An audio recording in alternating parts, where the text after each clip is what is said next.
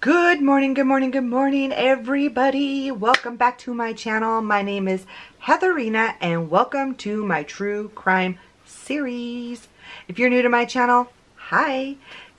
Welcome to the shit show. On the bottom right of the screen, I point here, but it could be here because everything's like wonky donkey backwards. But on the bottom right of the screen is a blue little square you will see with a little piece of chalk. If you click it, you can automatically subscribe to my channel. Hit the like button on this video. Show me some support. If you are a returning subscriber, yay, yay, yay, yay. I'm so glad you guys are here with me. I absolutely love all of your support, especially on my lives on Friday at 6 p.m. Mountain Time. But I love when you guys come into lives. I absolutely love your comments and your support. Absolutely love it. And I'm glad you're hanging in there with me. Thank you so much. Thanks for sticking around.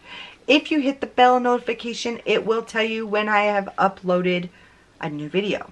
Now, if you're new, be warned, I sometimes say funny things. I do the finger guns. Don't know why. Don't know where I learned this, but it's me. It's who I am. So today, I want to talk about a case that is not very popular. It should be. It should be out in the news. People should know about this. But I am talking about it today because a high school friend of mine, this is her niece.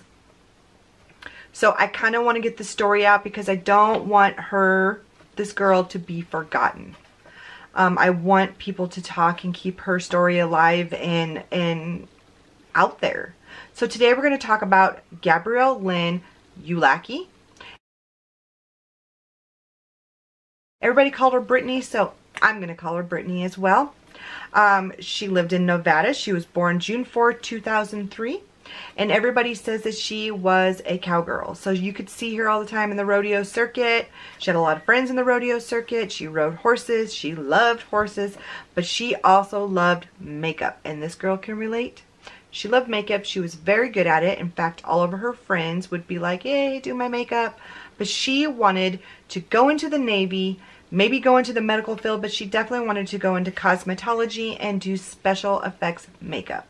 She had just like an earning for that. She was like, yes, I want to do that. And she was good at it. She was very close to her dad. These are some of the things that I found in my research. She was very close to her dad. I know her mom was in her life, but it seemed that she lived with her dad, not with her mom. Or maybe she went back and forth between the two homes. But we're going to talk a lot about dad. She seemed to be really close. She kept in a lot of contact with dad via like her phone and things like that. She was always checking in. So on March 8th, 2020, dad plays in a band and they were doing band practice, and she was down watching her dad do band practice. And she only left like one time to go get KFC and came back and ate it there. And it was getting near like the end of the band practice, and so she told her dad, you know, I'm going to go ahead and head home.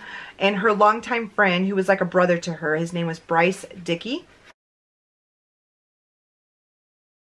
He was going to give her a ride home, and she told her dad, the last thing she ended up saying to her dad was, I bet you I beat you home. You know, and it was kind of fun, you know, the little thing they had, competition between each other, that she was going to beat him home. So he gets home. So this happened around 3. He gets home and there's no Britney. So he begins to call her, go straight to voicemail. Continues to call her, go straight to voicemail. About 8:30, he starts to get very worried, and so he calls the cops. And he's like, you know, Britney is missing. This is not like her. All of her calls are going to voicemail. I don't know what's wrong. And so the cops quickly was like, I think this is a runaway situation. And he was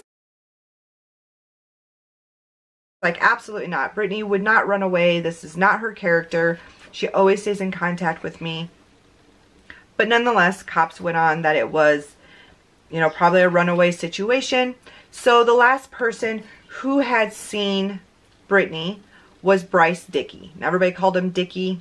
I'm going to probably call them both all the way through this. But the last person that had seen her was Bryce. So they talked to Bryce, and Bryce was like, yeah, I picked her up from, you know, band practice. She wanted me to take her and drop her off at the high school. She was meeting somebody there, so we were there about 4 o'clock. And this guy in this green F-150 pulled up. He was tall. He had a cowboy hat. She jumped in with him. So now her dad is just like, oh my God, she's been kidnapped. It's not like her to jump in with a stranger.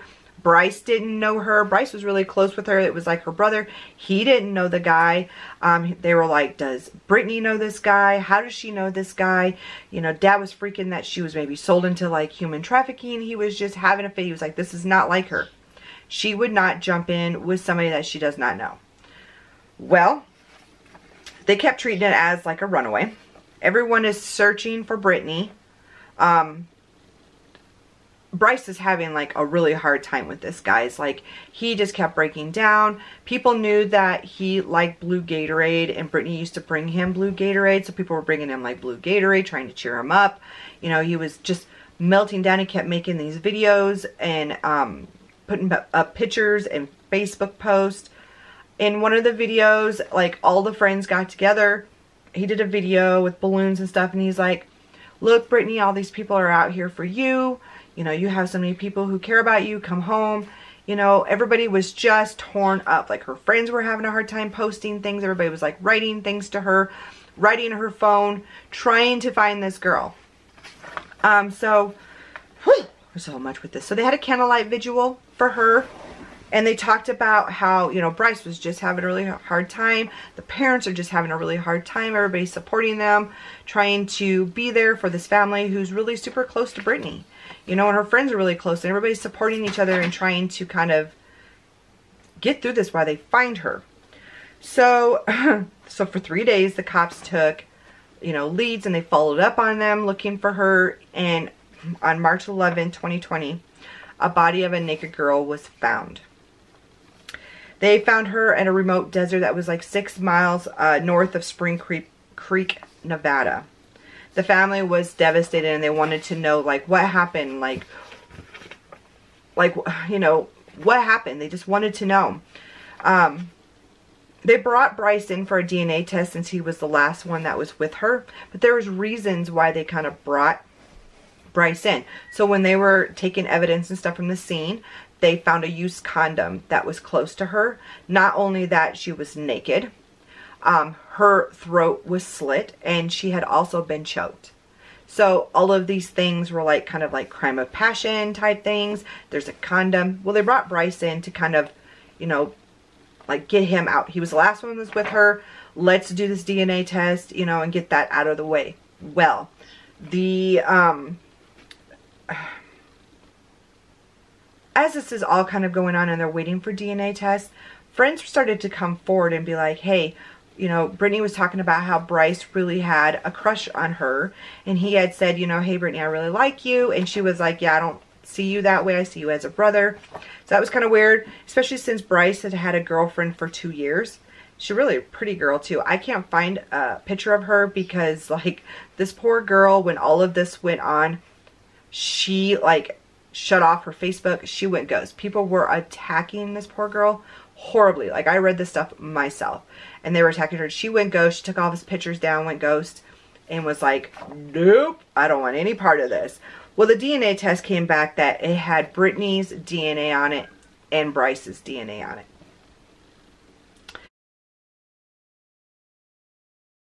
And doing a search of Bryce's like truck and his house and stuff, and Bryce's truck in a toolbox, they found a bloody shirt.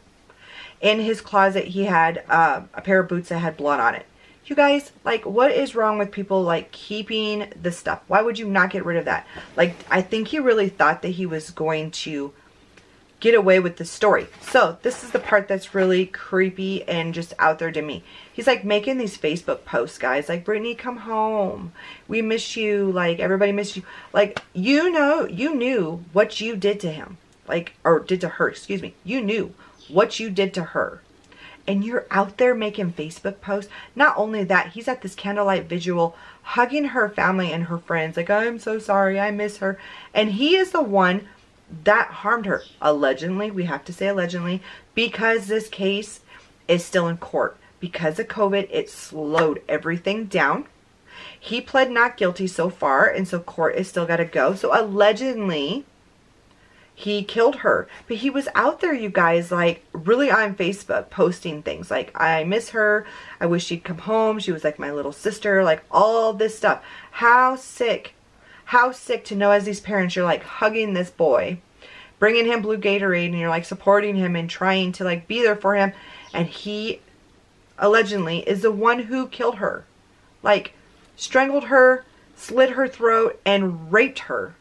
You guys, like, that is some serious stuff. And then to keep the bloody shirt and the bloody boots, like, dude, what are you doing? This whole case, like, I watched my friend really, like, be putting up things and looking for her, and she lives like pretty far from her, you know, like 10 hours away. So there's not much here where we're at in Wyoming that we could have did other than put out things and hope, you know, if somebody had her and they were coming through here, somebody would see her. But people were looking for this girl, and including Bryce, who knew where she was. You know, this place is somewhere where all the kids would go four-wheeling and dirt biking and rabbit hunting and stuff. It was like out there. And it's like, how dare you do this? Now, question for all my subscribers. I'd like to know what you guys think about this case, for one. How many of you hung out with guys in high school that you considered your brother or your best friend? Would you ever think one of them would do something like that to you? Leave it down in the comments. I want to know. I want to know your guys' thoughts on this, because I had almost all guy friends and I trusted them all, and I would have never thought one of them would do this to me. There was few of them that was like, yeah, I have a crush on you, or we should date. I went through the same thing, but I would have never suspected that one of them would have taken my life. So I would love to hear like your guys' thoughts on the story. And as the story goes along, of course, we're going to keep up on it, because I'm interested in to see what more evidence and what more things come out. But for now, I really wanted to get the story out there, because you guys, she doesn't need to be forgotten. Look at all the beautiful pictures of her. She was beautiful, and she had a big heart, and people loved her. And I want her to stay alive in everybody's minds, that this can happen to your child. This could happen to you. Trust is a huge, huge thing. So yeah, leave comments below. Let me know your thoughts on this story. For now, I gotta go. You guys have a great day. And if you have any ideas for stories you'd like me to do, leave them below as well. Bye guys. Have a great day. And put more good into the world than you take out. Bye now.